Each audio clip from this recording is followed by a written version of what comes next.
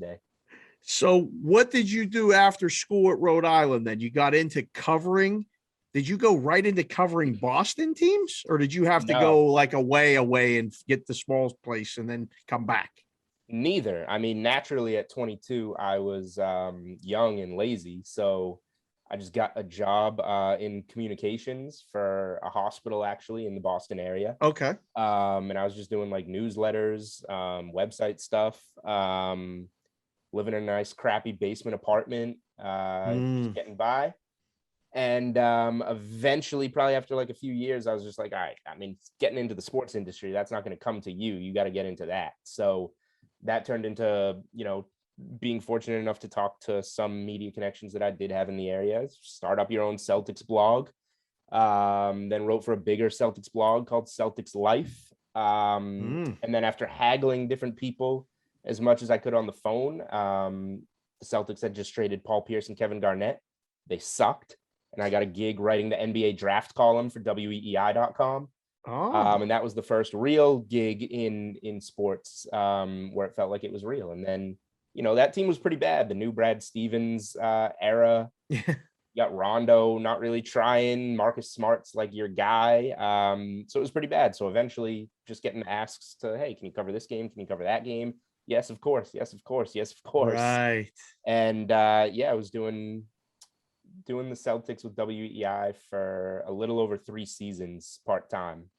Okay. It's all while doing the day job, because you can't just jump in and become an NBA beat writer. No, it's such a grind. No one quite understands it. They're like, oh yeah, he's just covering games. No, I'm working all day and I'm hustling to get to the game to cover the game. Exactly. I'm not just twiddling my thumbs, eating steak and lobster all day, waiting for the game to tip off. You work, and then you take the tea to the game, and then you cover it, and then you get home at 2 a.m.